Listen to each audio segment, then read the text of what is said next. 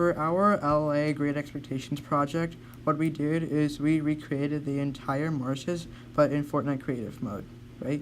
And so what we did is we created the church, we created the churchyard with the graveyard, we created the forge alongside Pip's and Joe's home. We created a blue boar with its respective bus stop, with the sluice house and the three jolly bargemen. In addition to that, the saddest house and the hulks. Alright, so for the next part of our tour, we're going to show you the church, which is in the marshes. And the church also encompasses the graveyard and the churchyard. And so the thing about the church and why we kept it at such an elevation and a distance is that in the Great Expectations novel illustrations and in the film, we noticed that the church was in a rather significant distance, not too much of a distance, but at least considered distance from the forge and from Blue Boar. And so we thought it was better that we kept it at the top of the mountain because we thought it seemed suitable for such an elevation of a mountain in India.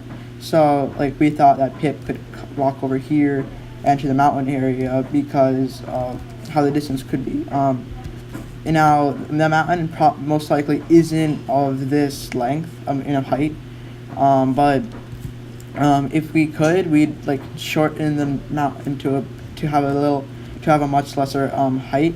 So it would seem more realistic that Pip could actually like journey forth upon the mountain to the church. In the church, we have what many consider to be a standard church in those times. We have benches with the stand for whoever wishes to speak, right? Although the next part of the church is the set design itself, right?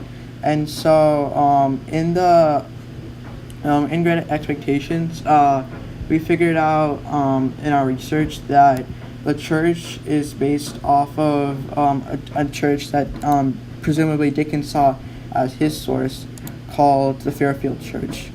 And we see this as it has a similar roofing. We created it to have at least a similar roofing, an entrance which is similar, and the cross as well.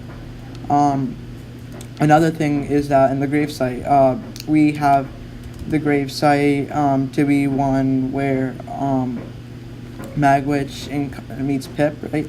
So we thought of this being the area where Pip meets Magwitch, and like this kickstarts his journey into his supposed Great Expectations. Next up on our tour, we created the forge and Pip's former home. In terms of design, we obtained inspiration from how both the interior and exterior of the forge and Pip's former home appeared in the film. We kept a large amount of high grass near the forge and Pip's former home because it's shown that there's a large amount of high grass in the film near this area. We also created an opening through the grass for a passage into the forge and Pip's former home, as shown in the film too. This place in itself has a rather large amount of impact in the book as a whole in regards to Pip and his future character, in addition to a lot of the marshes as well. Inside the forge, we have various apparatus that can be used for blacksmith work. One example of this is the fire and the machinery in the middle. As we see, Pip's former house is also attached to the forge via walling. Let's go in the house. As we see for the house's interior, we got inspiration from the film, as there's 3 chairs in a select placement encompassing a dinner table. We have a shelf, and on top of that we have tar water, which Mrs. Gargery would give to Joe and Pip. For the next place of the marshes, we're going to explore the hulks. The hulks were former merchant ships that were changed in terms of purpose to house criminals. We kept the hulks near a river, which in the marshes is called the Thames River. And in terms of design, we looked of how standard hulks would look in that time period. We opted for a more metallic design as compared to brick, as metallic ships did in fact exist in that time period. So let's go to the first floor. Alright, so going into the first floor of the hulks, we have various prison cells, right? And these cells are where the prisoners are going to be stored. Now, if we use this staircase, we can walk into the second floor, right? And so onto the second floor, we have more prison cells here as well. If we use this staircase to get up. And now on the top floor, we have a place where various officials can look over the town due to its rather high elevation. And another thing that they can do is they can pick up an infantry rifle and shoot in the air that in case a criminal has fled from the hulks. Another place in the marshes is called the Blue Boar. This is the hotel where Pip stays during his trip back home from London, as he couldn't bear the burden of meeting Joe after their incident back in London. Go inside and find the cashier table.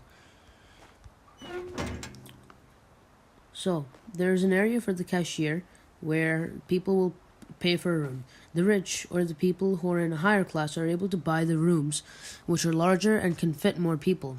But for people like Pip, commoners, they have to buy rooms which are smaller.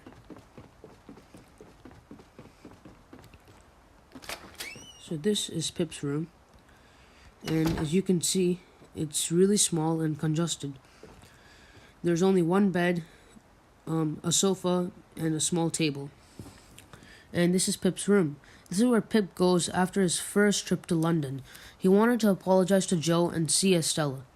After his unkind and rude behavior with Joe at London, he had to explain to him what had happened. But during his ride in the coach bus, he encountered two convicts, one that he had met before. This scared him into getting off the bus and to the next stop, and go to the Blue Boar.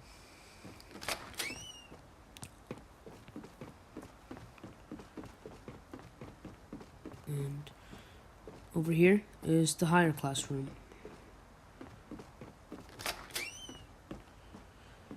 And as you could see, it's a lot bigger. It has a lot more space, and it also has some space for furniture right up here. 2 sofas, a wardrobe, 2 beds, and it just has a lot more space. And for this design, we were inspired by various images of the Blue Boar on the web, and we placed it in such a location that to be in the town, as it's near to the Sluice house and the forge, as we can see. The Saddest house was placed in a considerable distance from the rest of the marshes, as it's known that Pip had to travel a rather considerable distance to Saddest house. In addition, it doesn't seem to be near a lot of the marshes. The Saddest house, as we know, is not well maintained.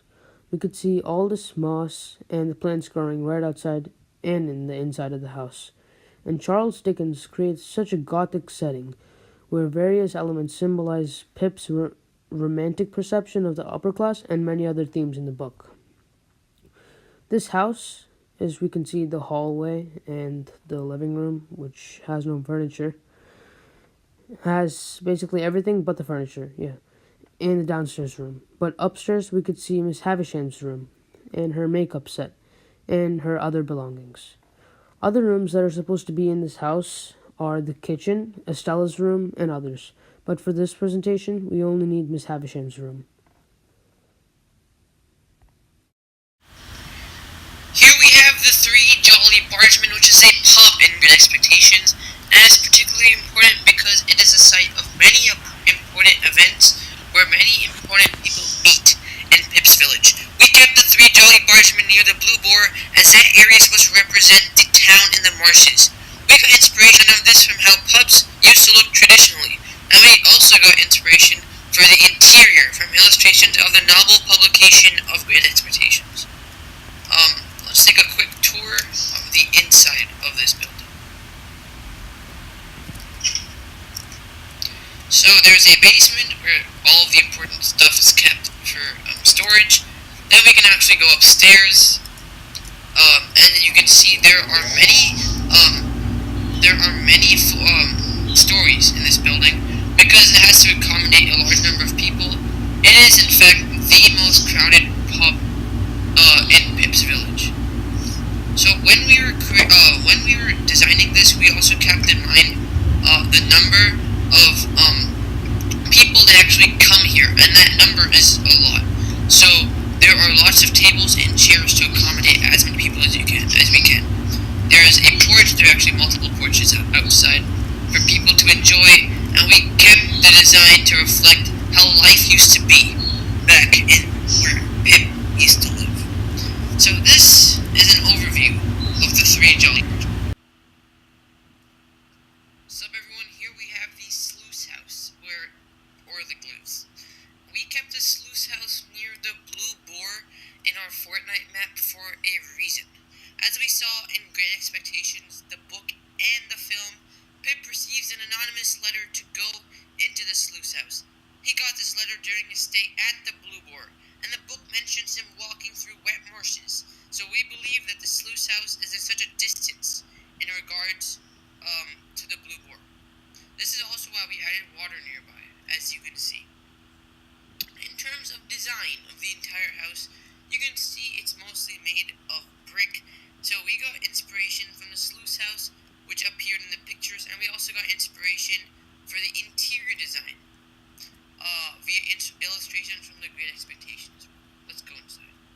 So inside the house, we have a table and a chair for Orlick to sit, as seen in illustrations from the Great Expectations. So Orlick decides to fight Pip in chapter 53, and Orlick was drunk and he was basically screaming bloody murder. This happened, as we already said, in chapter 53, and Orlick felt that Pip was really trying to screw him over with bad luck, and therefore he tries to end his life. However, Orlick fails because Pip starts screaming really loudly. And yeah, so he starts screaming really loudly, and then some people decide to come and help Pip, and then Orlick has to go away. So that is a basic overview of the sluice house.